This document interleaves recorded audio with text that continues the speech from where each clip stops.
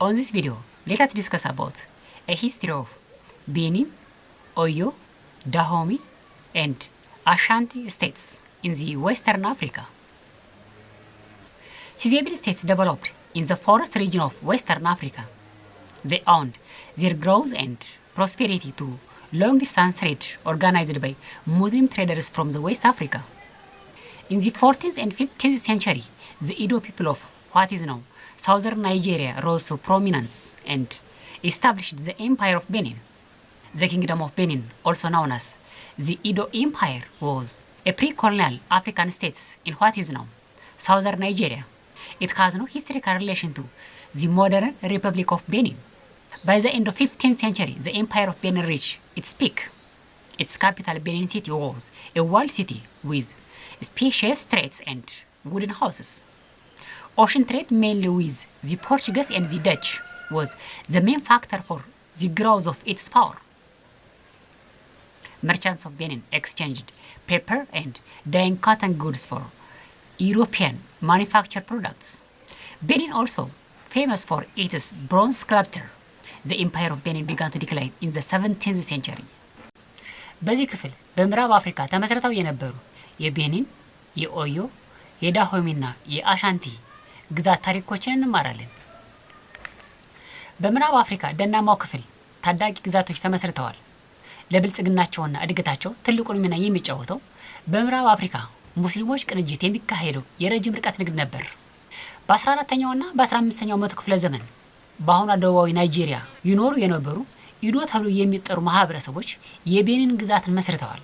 የቤኒን ወይንም የኢዶ ግዛት ከአፍሪካውያን ቀኝ ግዛት በፊት የነበረች በአሁኑ ደቡባዊ ናይጄሪያ ያደገች ግዛት ነበረች። ያኛው የቤኒን ግዛት ከአሁኗ ከቤኒን ሪፐብሊክ ጋር የሚያያዝ ምንም አይነት ታሪክ የለውም። የቤኒን ግዛት ታላቅ ደረጃ ላይ የደረሰው በ15ኛው መቶ ክፍለ ዘመን ነበር። ዋና ከተማዋ ቤኒን ስትባል በግንብ አጥር የታጠረች ነበረች። በከተማዋ ሰፋፊ የሆኑ መንገዶችና የእንጨት ላይ ቤቶች ይገኛሉ። ለቤኒን ሀያልነት ዋነኛ ምክንያት ከፖርቹጋልና ከደቾች ጋር የሚደረግ የውቅያኖስ ላይ ንግድ ነበር። የቤኒን ነጋዴዎች የተለያዩ እቃዎችን ከአውሮፓውያን የሸማ እቃዎች ጋር ይቀያየሩ ነበር። ቤኒን ከነሐስ በተሰራ ቅርጻ ቅርጾቿም ትታወቃለች። የቤኒን ግዛት መውደቅ የጀመረው ከ17ኛው መቶ ክፍለ ዘመን ጀምሮ ነበር።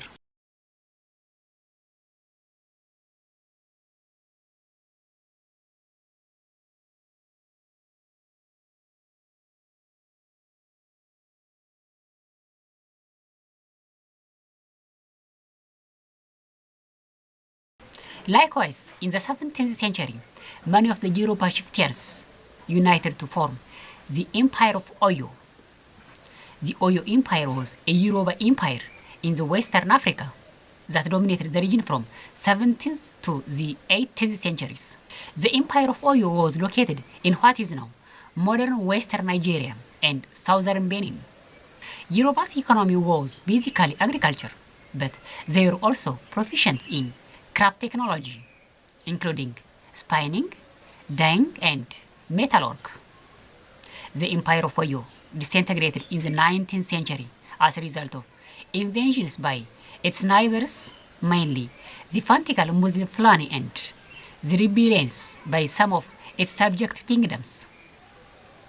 Subsequently, the Fulani or Fulbe occupied the entire Hausa land and established the Sokoto Caliphate in what is now northern Nigeria. This African Caliphate became popular with the jihads of the Fulani cleric named Osman Dan Fodio during the first half of the 19th century. በተመሳሳይ ሁኔታ በ17ኛው መቶ ክፍለ ዘመን የዮሩባ የጦር መሪዎች አንድ ላይ በመሆን የኦዮ ግዛትን መስርተዋል። የኦዮ ግዛት የዮሩባ ማህበረሰቦች በምዕራብ አፍሪካ የመሰረቱት ሲሆን ከ17ኛው መቶ ክፍለ ዘመን እስከ 18ኛው መቶ ክፍለ ዘመን መጨረሻ ድረስ በአካባቢው የበላይነት የነበረው ግዛት ነበር። የኦዮ ግዛት የተመሰረተው በአሁኖቹ ምዕራባዊ ናይጄሪያና ደቡባዊ ቤኒን ነበር። የዮሩባ ህዝቦች ዋነኛ የገቢ ምንጫቸው ግብርና ነው፣ ግን በጥበብ ስራም ሙያተኞች ነበሩ። ለምሳሌ በፈተላ ጥበብ፣ በማቅለምና የብረታ ብረት ስራ ይታወቃሉ። የዮሩባ ግዛት የተሰነጣጠቀው በ19ኛው መቶ ክፍለ ዘመን ነበር። ለመበታተናቸው ዋነኛ ምክንያት የሙስሊም ፉላኒዎች ወረራና በእነሱ ስር የነበሩ ግዛቶች አመጽ ነበር። በመጨረሻም ፉላኒዎች የሐውሳ ምድርን በመውረር የሶኮቶ ካልፌትን በሰሜን ናይጄሪያ መስርተዋል። Another Western African state was Dahomey. Dahomey became an independent kingdom since 1625 AD. The kingdom of Dahomey was a West African kingdom that flourished in the 18th century and 19th centuries in the region that is now modern southern Benin. Dahomey reached the height of its power and prestige during the heyday of the Atlantic slave trade in the 18th and 19th centuries. Dahomey was one of the leading participants in the transatlantic slave trade. The training of women in military art was probably peculiar to Dahomeys in Africa. The women's regiments, known as the Abomi Amazons, were elite forces in the Dahomeyan army. In the 19th century, they were commanded by the fiercest of them all, Sah Dong Huangbech, a gallant warrior and a leader. Their number ranged from 2,000 up to 6,000. These female regiments invaded Dahomey's neighbors like Abeokuta in 1851 and 1864 AD, and actively involved the resistance against the French colonialists in 1889 and in 1894 AD. The Amazon regiments were finally dissolved following the French occupation of Dahomey at the end of the 19th century. ሌላኛው ምዕራባዊ የአፍሪካ ግዛት ዳሆሚ ነበር። ዳሆሚ በ1625 ነበር ራሷን ችላ ግዛት መሆን የቻለችው። የዳሆሚ ግዛት የሚገኘው በአሁኑ ደቡባዊ ቤኒን ነበር። የዳሆሚ ከፍታ ዘመን በ18ኛውና በ19ኛው መቶ ክፍለ ዘመን ሲሆን ይህ ዘመን የአትላንቲክ የባህሪያ ንግድ ከፍተኛ ደረጃ ላይ የደረሰበት ዘመንም ነበር። ከግዛቷ ከፍታ ጋርም ይገናኛል።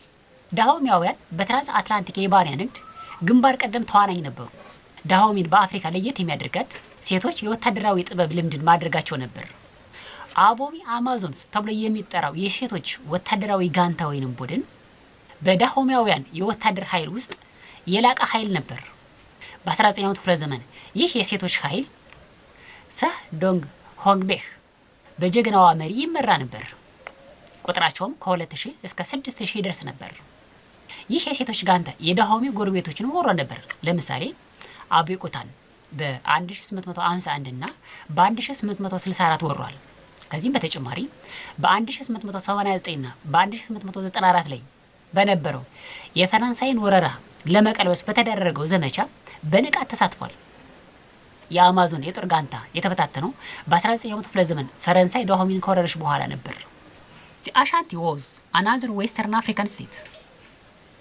The Ashanti Empire, also known as the Asante Empire, was a powerful state in Western Africa in what is now modern Ghana that lasted from 1701 to 1901 AD. Ashanti Empire's wealth and prosperity was based on mining and trading in gold and slaves. The Ashanti were the most warrior group of the Akan people. They were famous for their wood carving. They traded in gold with Songhai Empire. At the end of the 17th century, the Ashanti was king of Asante. Ashanti united most of what is now Ghana, and the power and prosperity of the kingdom grew. Tribute from subjected people and the trans-Saharan gold trade were the main source of revenue. When gold trade declined, the Ashanti traded with the Portuguese at gold cost for slaves and imported guns, clothes, and manufactured goods. They also exported kola nuts to the savanna lands to the north. The capital, Kumasi, was a fine city. In the 18th century, to protect their gold trade, the Asante expanded into the grasslands to the north. In the early 19th century, they also extended their rule over the coastal areas to the south. The Ashanti king modernized the systems of government by appointing officials based on ability. Europeans were employed in many of Asante's important posts. ሌላኛዋ ምዕራብ አፍሪካዊቷ ግዛት አሻንቲ ነች። አሻንቲ ወይንም አሳንቲ ግዛት ከ1701 እስከ 1901 በአሁኑ ጋና የተመሰረተ ጠንካራ ምዕራብ አፍሪካዊ ግዛት ነበር። የአሳንቲ ግዛት ሀብትና ብልጽግና የተመሰረተው በቁፋሮ የወርቅና ባሪያ ንግድ ነበር። ከሶንጋይ ግዛት ጋር ወርቅንም ይነግዱ ነበር። በ17ኛው መቶ ክፍለ ዘመን የአሻንቲ ንጉስ አሳንቴ አብዛኛውን የአሁኑን ጋና አንድ በማድረግ ሀያልነቷንና ብልጽግናዋን አሳድጓል። ለአሻንቲ ገዢዎች ዋነኛ የገቢ ምንጭ ከነሱ ግዛቶች የሚገኝ ግብርና የትራንስ ሳሃራን የወርቅ ንግድ ነበር። የወርቅ ንግዱ ሲዳከም የአሻንቲ ነጋዴዎች ከፖርቹጋሎች ጋር በረን ይነግዱ ነበር። ጠመንጃ፣ ልብስና ያለቁ እቃዎችንም ያስገቡ ነበር። ሌሎች እቃዎችንም በትራንስ ሳሃራን ከሰሜን ጋር ይነግዱ ነበር። ከተማቸው ኩማሲ ዋነኛዋ ከተማቸውም ነበረች። በ19ኛው ክፍለ ዘመን ግዛታቸውን እስከ ደቡባዊ ጠረፍ ድረስ ዘርግተው ነበር። የአሻንቲ ነገስታቶች ችሎታን መሰረት በማድረግ የአስተዳደር ባለሙያዎችን በመወከል የአስተዳደር ስራቸውን አዘምነው ነበር። አውሮፓውያን በአሻንቲ ቁልፍ የስልጣን ቦታ ላይ ተቀጥረውም ይሰሩ ነበር።